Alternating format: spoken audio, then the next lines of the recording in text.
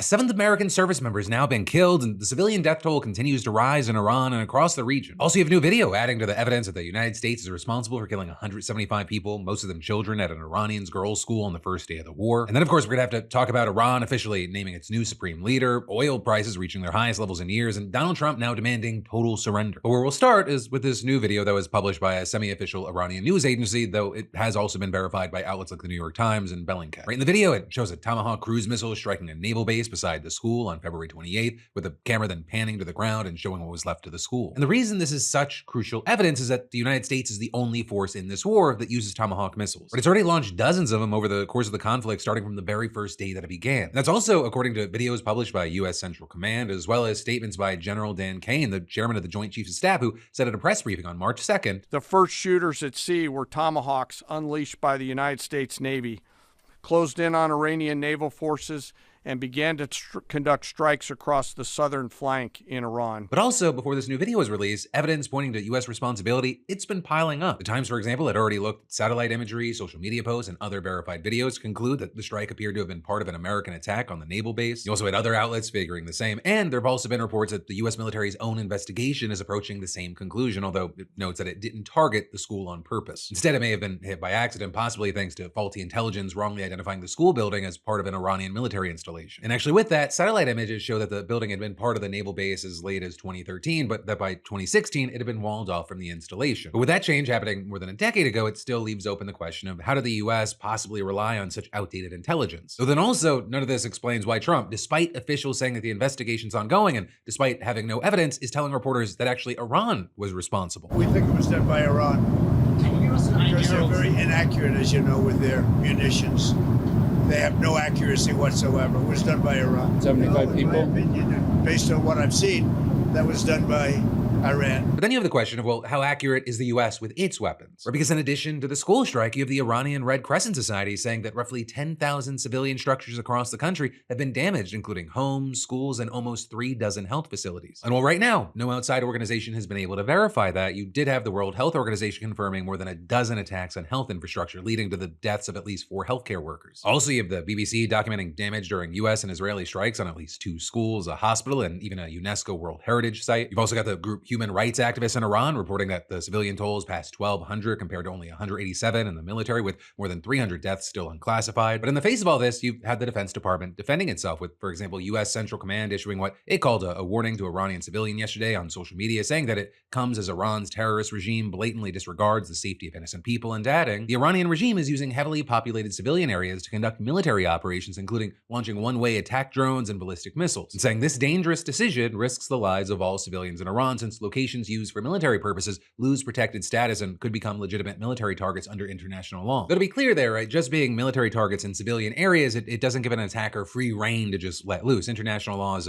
more complicated than that. And that's also as you have Iran now accusing the United States of attacking civilian infrastructure with no military purpose. With the country's foreign minister writing in a statement on Saturday that the US committed a blatant and desperate crime by attacking a freshwater desalination plant and claiming the water supply in 30 villages has been impacted, and adding, attacking Iran's infrastructure is a dangerous move with grave consequences. The US set this precedent, not Iran. And then with that, the next day, Bahrain announced that an Iranian drone had caused material damage to a desalination plant there, although there was reportedly no impact on water supplies or water network capacity. But the potential impact, if there was more damage there, it's massive, with one expert telling the Times. In the Gulf, desalination facilities are not merely infrastructure. They are essential lifelines that supply drinking water to millions. Striking them risks turning a military confrontation into a direct threat to civilian survival. And so that situation is definitely one we're gonna have to keep an eye on, but for now, Iran's focus mostly seems to be on other targets. So today, for example, you had NATO air defenses shooting down what Turkey said was an Iranian missile heading its way, with this being the second time that's happened. And so again, that's raised concerns about the possibility of NATO getting roped into all this. But then also, as far as other Iranian strikes, some today reportedly wounded more than 30 people in Bahrain and sparked a fire near a petroleum refinery. Also, at least 1 person was killed in Israel, and Saudi Arabia actually reported its first deaths recently. They said that a military projectile fell onto a residential area and killed 2 people of Indian and Bangladeshi nationality. And overall, though, the hundreds of missiles missiles and drones that Iran has fired at not only military targets, but also civilian infrastructure, including airports, hotels, and energy facilities in nearly a dozen countries,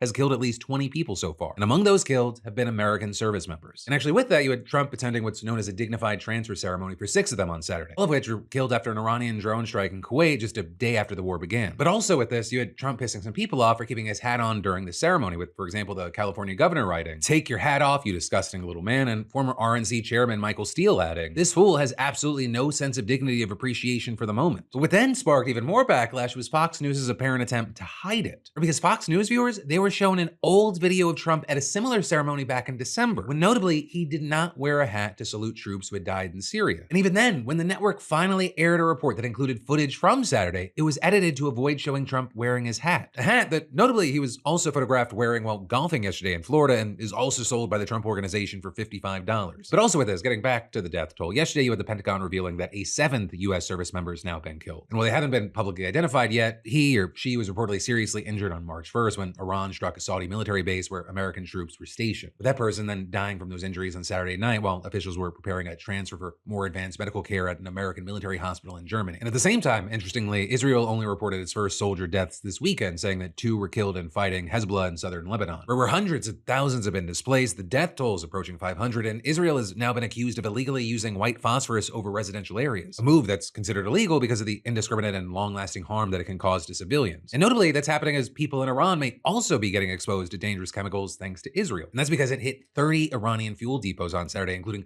4 in and around Tehran, sparking a massive fire that could be seen throughout the city and blanketing the city in heavy smoke. And with that, you had the Iranian Red Crescent Society warning that the toxic chemicals now in the air could lead to acid rain. And that is, you had a UK-based doctor telling The Guardian that the toxic gases and fine particulate matter could irritate the eyes and airways, worsen asthma, pulmonary conditions, and heart disease, and increase the risks of some cancers. And also, notably here, the Israeli strikes reportedly sparked the first significant disagreement between Israel and the United States since the war began, with sources telling Axios that the US is worried that Israeli strikes on infrastructure that serve ordinary Iranians could backfire strategically, rallying them around the regime and even driving up oil prices. So of course, oil prices are already being driven up. Right? Prices have been climbing since the war broke out, and Iran effectively shut down the Strait of Hormuz, which normally transits 20% of the world's oil and natural gas, by threatening to attack tankers that travel through the essential waterway. But in the past 24 hours, the situation escalated dramatically, with oil prices surging to nearly $120 per barrel overnight before then falling to around $100 early this morning. I mean, we're talking about the highest prices since Russia invaded Ukraine in 2022. Oil's almost 50% more expensive than it was before Israel and the United States started attacking Iran less than 2 weeks ago. And already you have Americans paying higher prices at the pump. According to AAA, average gas prices have jumped 50 cents per gallon just in the last week alone, surging from $2.98 to $3.45. And you have analysts predicting that gas will reach $4 per gallon this week, which is the price you can usually expect to see when the cost per barrel reaches around $100. Though also understand, it could go even higher than that if barrel costs continue to rise. I mean, you have some experts warning that we could actually see oil prices hitting an all-time high of $148 this week. That would break the previous record that was set in 2008. And then those surging prices could set off a chain reaction of sweeping economic consequences. But rising fuel costs, it impacts the entire global supply chain. And when operating becomes more expensive for businesses, they pass those costs on to the consumer. And while the effects will mostly be felt in Asia and Europe, which rely more heavily on the Middle East for oil and natural gas, this is still very much a global issue, which is already clearly evidenced by the skyrocketing prices we're seeing worldwide today. And so with this, you have the managing director of the IMF also warning that a prolonged conflict in Iran could push global inflation higher. And then at the same time, you have analysts in the US specifically raising concerns about stagflation as inflation increases and growth slows. And these new fears, they're coming at a time when many Americans are already worried about the economy and rising prices. And all these worries, we saw that being reflected in global stock markets today, which absolutely tanked when they opened this morning. The Dow, NASDAQ, and S&P 500 all went down about 1% as of recording. Japan's index fell a whopping 5%, and European markets shed 1 to 2%. But in addition to the economic impacts, the rising oil prices are also significant because of the signal they send about the war itself. Right? While prices have been rising since the war broke out, they were more modest because traders calculated that markets could easily absorb a short disruption. The surges that we're seeing today, it indicates that the traders are worried that the war is going to drag on. But at the same time, you have Trump repeatedly seeking to downplay those concerns, telling reporters last week that he isn't concerned and that prices will go up, but promising that they will come down very fast. But at least so far, prices have continued to do the exact opposite. And yesterday, you had Trump trying to address those concerns, but basically saying that anyone who's concerned about the price of oil is an idiot. Writing on Truth Social, short-term oil prices, which will drop rapidly when the destruction of the Iran nuclear threat is over, is a very small price to pay for USA and world safety and peace. Only fools would think differently. And with that, he then told CBS today that he thinks the war is very complete, pretty much, and that led oil prices to drop down again. But of course, you have many saying that Trump Trump might just be saying that so the market will react, especially as it contradicts repeated claims from top officials who have said that what we're seeing now is just the beginning of the offensive. If that's the case, you have experts saying that there's not much that'll help as long as the strait remains closed. And actually, to that point, you had Macron saying that France will launch a joint effort to escort container ships in the Strait of Hormuz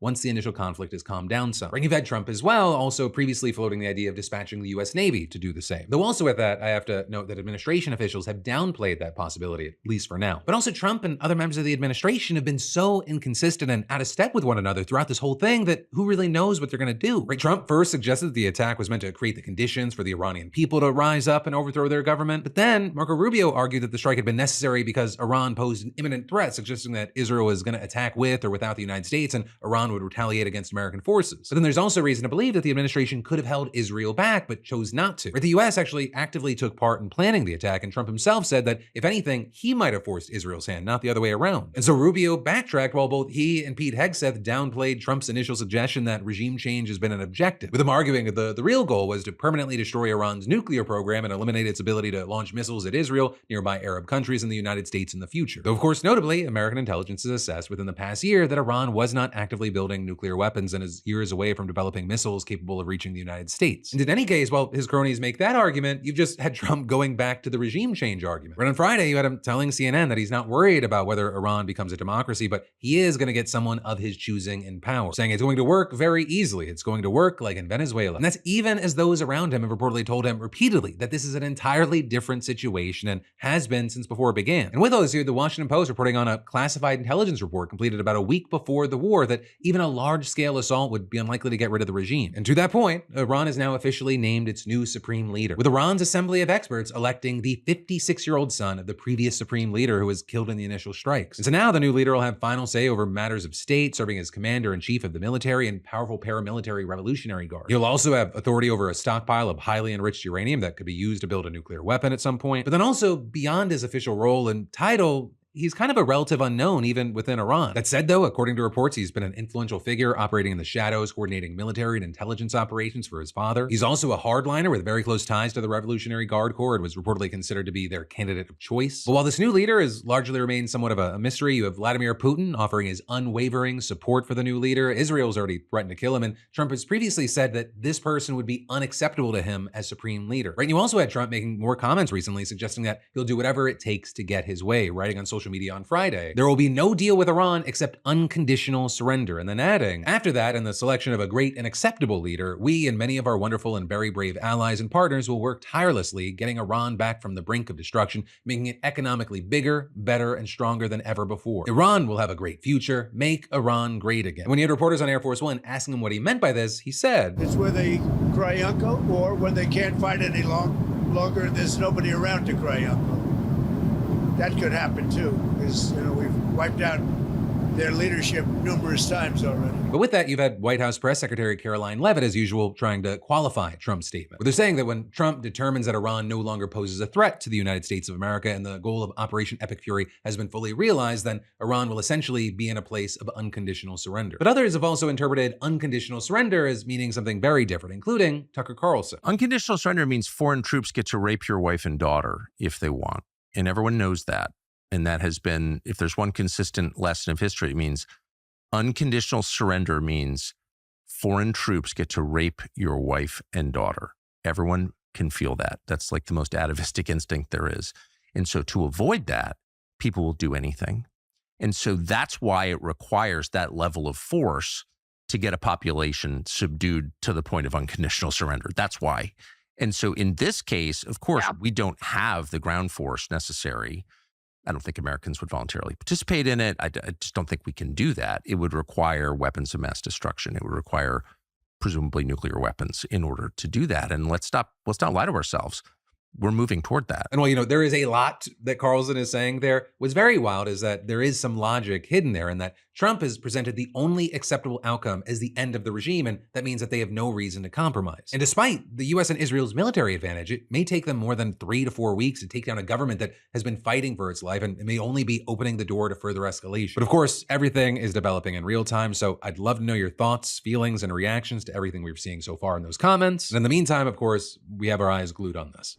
And then there's more we got to dive into in just a minute. But first, let me thank a sponsor and say, small business life, it means hustling and figuring it all out. And payroll day, it shouldn't feel like you're defusing a bomb. Right? Well, Slack pings you and your bank app judges. And today's sponsor, Gusto, it's online payroll and benefits software built for small businesses, simple, remote friendly, and actually easy to use. Gusto puts payroll, hiring, onboarding, and support all in one place, and it automates taxes and direct deposits so you're not trapped in spreadsheet hell. They also handle benefits like health coverage, commuter perks, workers' comp, even 401k options. And its unlimited payroll runs for one monthly price. No surprise, you clicked run too many times fees. Built-in tools for offer letters and onboarding docs help you stop chasing signatures like it's your full-time job. And you can also get access to certified HR experts if things get a little weird, aka an adultier adult to guide you through tough situations. And switching, it's designed to be quick. Transfer your existing data, get set up fast, and you don't pay a cent until you run your first payroll. And Gusto, it's used by hundreds of thousands of businesses, and it's consistently rated a top payroll solution. So try it today at gusto.com/DeFranco to get 3 months free when you run your first payroll. And just one more time for fun, gusto.com/DeFranco. Then diving right back into the news, someone tried to set off a bomb right outside of Mamdani's residence. And I don't mean like a firework or a smoke bomb stunt. The FBI confirmed that one of the devices contained TATP, which is a highly volatile homemade explosive that's been used in terrorist attacks around the world. It had shrapnel in it. It luckily failed to go off. But if it hadn't, we'd be talking about a mass casualty event outside of Gracie Mansion. And this whole thing that we're talking about, it traces back to a January 6th rioter pardoned by Trump who organized an anti-Muslim rally specifically targeting Mayor Zohran Mamdani, the first Muslim mayor of New York City. Yeah, there's a lot we've got to unpack. Starting with the event that seemed to be the target of this attack, right? That was organized by Jake Lang, who's been described in the media as a right-wing provocateur. And it sounds like J6, which was the most American thing in history.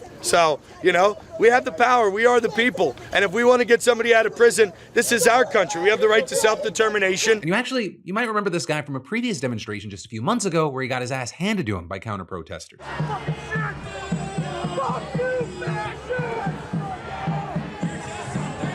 But then we fast forward to this last Saturday where you had Lang organizing what he called an Americans Against Islamification demonstration outside of Gracie Mansion, which of course is the mayor's official residence. We're going to make sure that America knows this is a white Christian country, and we're going to keep it that way. God bless America. We're going to make sure Mamdani knows that he's not welcome in New York City. And the promo material for this thing, it was, let's call it flagrant, right? Imagery that a lot of people recognize as dog whistles, calling back to the Klan, aimed directly at Mamdani, who Lang described as the #1 Muslim worldwide. With Lang showing up with about 20 followers and counter-protesters grew to over 100. And so as both sides are facing off, things start escalating. Right, one of Lang's followers sprayed mace at a group of counter-protesters, fistfights broke out, and then 2 smoking objects were thrown into the crowd. You had 18-year-old Amir Balak and 19-year-old Ibrahim Nik, who's also been named in reports as Ibrahim Kayumi, charged for the attack as well. Both were arrested Saturday, and luckily and thankfully, there were no injuries reported. Now with this on Sunday, you had officials roping off an area a few blocks from Gracie Mansion where they found a car belonging to one of the suspects. One source told the New York Times that they didn't recover additional devices from the car, but another source says that there were materials to make another one inside. And it was reported today that there was in fact another device in the car, but it didn't contain explosive materials. They were improvised explosive devices that could have caused serious injury or death, and our analysis showed that one of the devices deployed by the subjects contained the substance triacetone triperoxide, known as TATP. Now, TATP is a dangerous and highly volatile homemade explosive that has been used in IED attacks around the world. And with this, you have the FBI, NYPD, Joint Terrorism Task Force leading the investigation, along with federal prosecutors from the Southern District of New York. I can confirm this morning that this is being investigated as an act of ISIS-inspired terrorism. With reports saying that at least one of the suspects expressed sympathy for ISIS content that he'd seen online, and that the attack was at least partially motivated by the kind of hatred that Lang's been directing at the Muslim community. With many now pointing to clips like this. There are 53 Muslim majority countries, and in all of them, it is tyranny, destruction, it is shithole living. We have to call it what it is. You guys don't live like we do. We don't want you in our country. We will come and eat your shawarma in Somalia. We don't want you here. Respectfully, get the fuck out of my country. Also with the situation, as things are developing, we're receiving updates. Like today, we got updates that both suspects reportedly said that religion was in fact the motivation for the attack. The FBI also adding that the men wanted to make this attack deadlier than the Boston Marathon bombing. Also, as far as Mamdani, you had him making his position clear that no matter the demonstration, it should never end in this type of attack. This was a vile protest rooted in white supremacy. I'm the first Muslim mayor of our city. Anti-Muslim bigotry is nothing new to me, nor is it anything new for the 1 million or so Muslim New Yorkers who know this city as our home. While I found this protest appalling, I will not waver in my belief that it should be allowed to happen. And today you had Mamdani adding that this was a heinous act of terrorism, and regarding the two suspects, that they should be held fully accountable for their actions. You know, one of the things that you have people saying that's going to make this even more frustrating and concerning is that the bombing is going to make Mamdani's job harder to do. His approval ratings at an all-time high. He's organizing programs like the citywide shoveling program that dug New York out of some genuinely dangerous winter storms this year. And in addition to a number of things, he's somehow managed to keep the president relatively cooperative on things like affordable housing. You know, that's also not to say that everyone loves the guy. Over 60% of New York Republicans are still not on board. But the city so far seems to be getting some real results outside of this insanity. On one side, you have what are often right-wingers convinced that there's some black or brown boogeyman coming to destroy their way of life. And then on the other side, you have various cultures feeling ostracized and cornered, which is leading to more concerning reports of people deciding to take things into their own hands and going to extreme measures to, in their eyes, fight back. But make no mistake, if someone was killed here, that's just murder. And all of these flames, they're constantly being fanned by an administration who has continued to skew facts and fearmonger as a war that they're also not calling a war continues. And actually, on that note, the selling of the Trump administration story about the war and Iran, it might be harder than ever, both at home and abroad, thanks to Kari Lake. That is, unless a federal judge in DC gets his way. Or because Judge Royce Lamberth just ruled that Kari Lake's leadership of the U.S. Agency for Global Media is unlawful. And with this ruling, Lamberth's invalidated everything that Lake's done during her time, including laying off hundreds of people and the cuts to broadcasters both here in the States and around the world. And so now one of the biggest questions is whether this ruling's actually going to stick. But also, before we look ahead, we need to back up a bit because the U.S. Agency for Global Media is the umbrella for many news outlets, including Voice of America. And that actually began broadcasting back in 1942 during World War II to combat Nazi and Japanese propaganda. Right? And also included Radio Free Europe and Radio Liberty, which kicked off in the 50s as a part of a CIA-backed initiative to stir up dissent against communism in the Soviet Union. The walls of the CIA reportedly stopped being involved in the 70s. There's also Radio and Television Marti, a network established in 1983 to break through Cuban censorship, and Radio Free Asia, aimed at a response to the 1989 Tiananmen Square massacre in Beijing. And then there's the Middle Eastern broadcasting networks, which were created in 2004. And that notably includes Radio Farda as the Iranian branch. Right, and all of these, they're fully funded by the USAGM, delivering the news in dozens of languages and reaching hundreds of millions of people around the world. And, they brought news to places with incredibly limited press freedoms. And despite,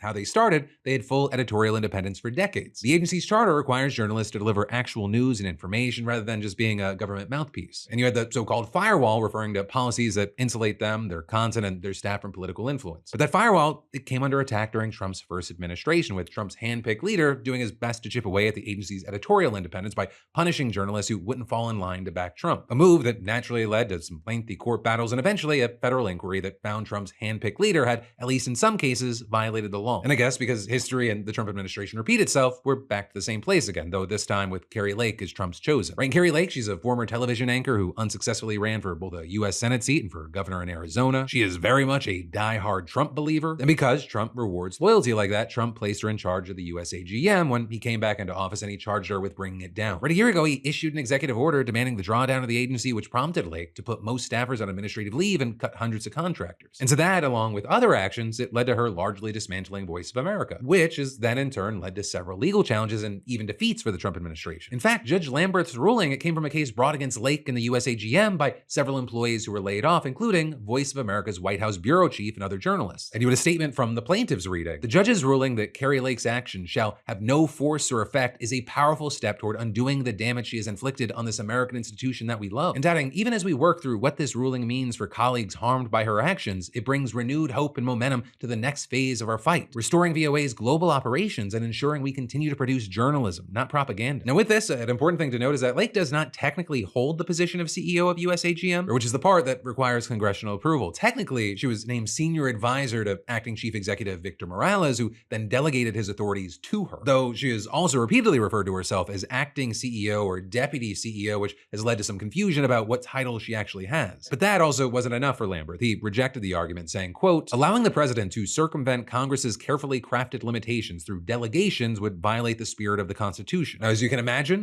Lake was not exactly thrilled with Lamberth's ruling, saying in her response, "The American people gave President Trump a mandate to cut bloated bureaucracy, eliminate waste, and restore accountability to government," and saying an activist judge is trying to stand in the way of those efforts at USAGM. "We strongly disagree with this decision and will appeal." And so now it's just just a matter of, whether or not this is going to live through the appeals process, especially if it makes it all the way to the top. But if it is upheld, it would allow more than 1,000 journalists and support staff members to go back to their jobs. But then also another question is what exactly Kari's going to be doing from now to whenever this gets resolved, and if not her, who's going to be in charge? And with that, we might actually get an answer later this week, with Lamberth requesting the government provide clarity on who the acting CEO actually is by March 11th, as well as provide a succession plan for the position. But then actually from that, it brings us to the final bit of news we need to talk about today, and that is that Trump is threatening to not sign any legislation until the SAVE Act becomes law. With him writing yesterday, it must be done immediately. It supersedes everything else. Must go to the front of the line. I, as president, will not sign other bills until this is passed. And the SAVE Act, as you likely know, because we've been talking about it so much, it mandates stricter voting registration and ID policies. It requires voters to prove their citizenship with documents like a passport or birth certificate, even though it's already illegal for non-citizens to vote in federal elections. And again, no matter how much Trump tries to peddle conspiracies about it, non-citizen voting is incredibly rare. So,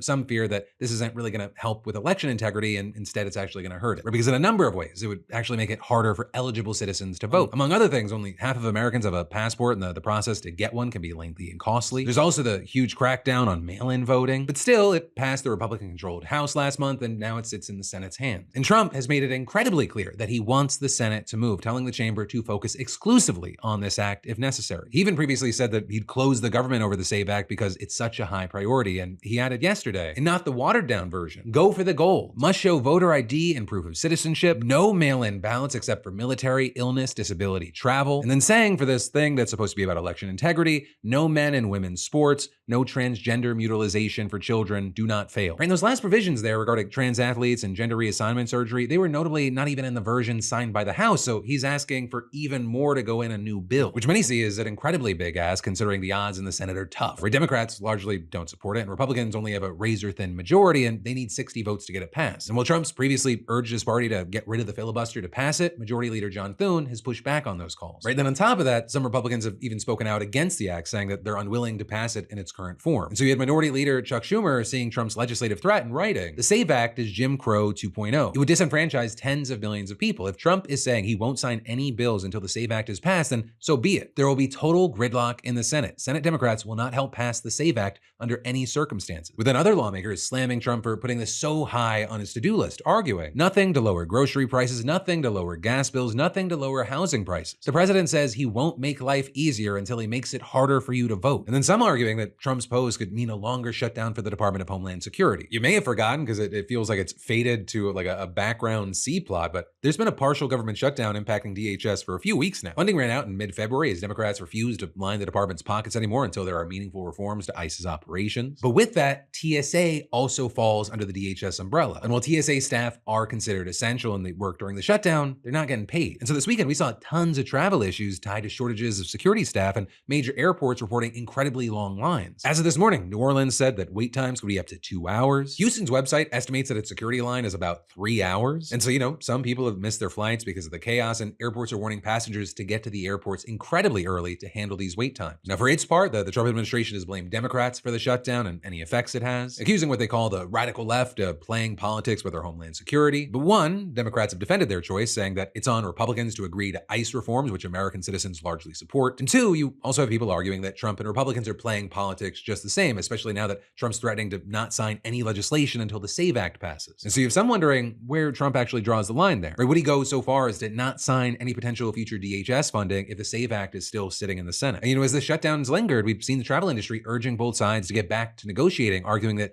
TSA should not have to work without pay so soon after the nation's longest government shutdown, especially since so many of them can't afford to miss paychecks, which is then forcing them to call out so they can get other gigs to pay their bills in the meantime. And so you have people like the CEO of the U.S. Travel Association saying it's not just unfair, it's reckless. You can't run an industry with $3 trillion in economic impact on IOUs. And also the CEO of Airlines for America arguing, we are in spring break travel season and expecting record numbers of people to take to the skies. Airlines have done their part to prepare. Now Congress and the administration must act with urgency to reach a deal that reopens DHS and ends the shutdown. America's transportation security workforce is too important to be used as political leverage. But for now, we'll have to wait to see if all these travel disruptions force Congress to negotiate further, if Republicans will agree to any ICE reforms, and how long Democrats are going to hold out. And then also, if a deal is reached between both parties for funding, will he sign it if the SAVE Act has not been signed? With so many unknowns, we move our eyes forward to the week ahead. Because yes, while we're getting to the end of today's Philip DeFranco show, I'm going to see you right back here tomorrow And in the meantime, you should check out another video I put out for you today, and that is my In Good Faith podcast with Jon Favreau. It went out just before this. I think you'll love it. I got links in the description and things you can click, but